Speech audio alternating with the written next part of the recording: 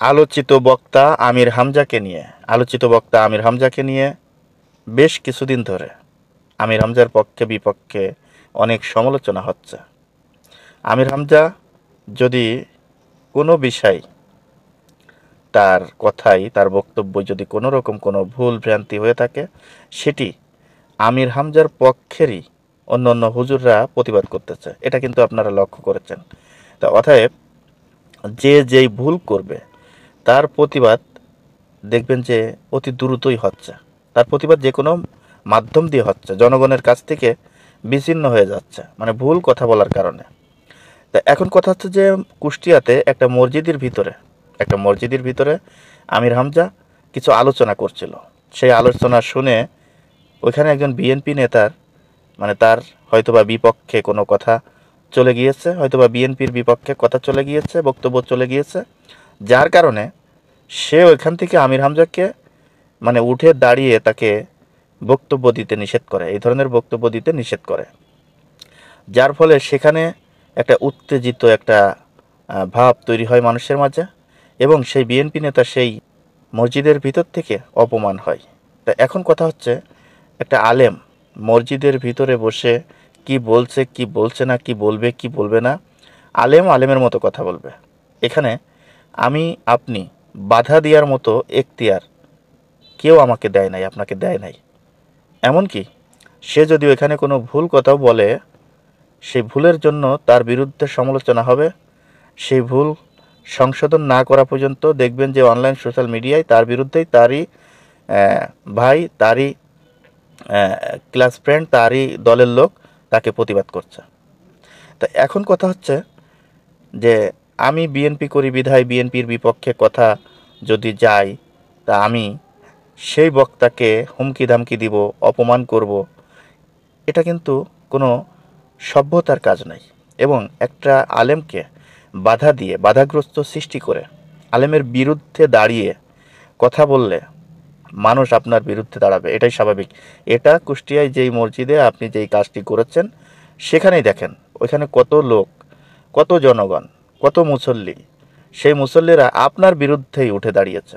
কারণ যে আপনার বিরুদ্ধে উঠে দাঁড়িয়েছে সেখানে দেখবেন সেও কিন্তু হয়তোবা বিএনপি করে। একটা জিনিস মনে রাখবেন, আলেম ওলামাইদের বিরুদ্ধে কথা বলার মতো, আলেম ওলামাইদের অপমান করার মতো এই মেনটি, একটা জিনিস মনে রাখবেন, আলেম ওলামাইদেরকে অপমান করা, আলেম ওলামাইদেরকে ছোট করে দেখা, আলেম ওলামাইদেরকে বিভিন্ন জায়গায় বেইজ্জতি করা, এই জিনিসগুলো আওয়ামী লীগ সরকারের আমল থেকে আওয়ামী লীগের নেতাকর্মীরা করেছে। আর আওয়ামী লীগের নেতাকর্মীরা করেছে বিধায় এই আওয়ামী লীগকে সাধারণ পাবলিক, সাধারণ জনগণ দেখতে পারত না। এই যে আলেম ওলামাইদেরকে জেল খাটানো, ছোট করে দেখা, অপমান করা, আলেমদেরকে কটূক্তি করা, এই জিনিসটা মানে একজন মুসলমানের সন্তান হয়ে কেউ সহ্য করবে না। কারণ যে মুসলমান সে মুসলমানের পক্ষে থাকবে, এটা কিন্তু সাধারণ জ্ঞানে, যারা সাধারণ জ্ঞান যাদের ভিতরে আছে তারাও বোঝে। তা আলেম ওলামাইদেরকে ছোট করতে গিয়ে আপনারা নিজেরা জনসমর্থন হারাচ্ছেন। যারা প্রকৃতি বিএনপিকে ভালোবাসেন, যারা বিএনপি করেন, তারা কখনোই এই আলেম ওলামাইদেরকে ছোট করে কথা বলতে পারে না। এতে বিএনপির ভাবমূর্তি নষ্ট হয়, বিএনপির দলের ক্ষতি হয়। অতএব আপনার জন্য বিএনপি দলের ক্ষতি হবে, সেই কর্মকাণ্ড আপনি কেন করবেন? জনাব তারেক রহমানের বক্তব্য আপনারা শুনেছেন, জানেন। বিএনপির ভারপ্রাপ্ত চেয়ারম্যান জনাব তারেক রহমান সাহেব সবসময় জনগণের কাছে যাইতে বলে, জনগণের ভালোবাসা অর্জন করতে বলে। এই কথা কি আপনাদের ভুলে গেলে চলবে? আপনি যদি নেতার আদর্শ না মানেন, আপনি যদি নেতার কথা না মানেন, তাহলে আপনি কিসের নেতা?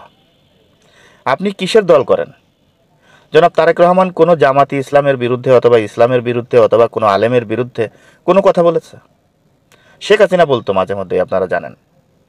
আওয়ামী লীগের প্রায় নেতাকর্মী আলেম উলামাদের বিরুদ্ধে বলতো। তবে এই ধরনের কর্মকাণ্ড থেকে বিরত থাকেন, এই কারণেই বলছি, আপনার দরকার জনগণের ভোট, জনগণের সমর্থন। কিন্তু জনগণের ভোট অথবা জনগণের সমর্থন যদি আপনি হারাই ফেলেন, যদি না পান, তাহলে তো আপনার দল মানে আস্তে আস্তে জনসমর্থন হারাবে, দল নির্বাচনে পাশ করতে পারবে না, জয়ী হতে পারবে না। তখন তো আপনারা কি করবেন তখন? তখন আপনারা কি করবেন? তা এই ধরনের কথাবার্তা, এই ধরনের বক্তব্য যারা দেন তাদেরকে হিসাব করে চলা উচিত। একটা জিনিস সবসময় মনে রাখবেন, আপনি নিজে নিজে যখন প্রতিবাদ করবেন, একটা বক্তব্যর প্রতিবাদ করবেন, একটা দলকে ছোট করবেন, একটা দলের বিরুদ্ধে কথা বলবেন, একটা দলকে মারবেন, একটা দলের উপরে জুলুম করবেন, নির্যাতন করবেন, দেখবেন যে সেই দলটা আস্তে আস্তে জনপ্রিয় হচ্ছে আর আপনার জনপ্রিয়তা হারাচ্ছে। আপনার বিরুদ্ধে যখন আওয়ামী লীগ সরকার জুলুম, নির্যাতন, অত্যাচার, জেল সব কিছুই করেছে, তখন কিন্তু আপনার জনসমর্থন বেড়েছে। শুধু জনসমর্থন বেড়েছে সেটা না, আকাশচুম্বী জনসমর্থন বেড়েছে।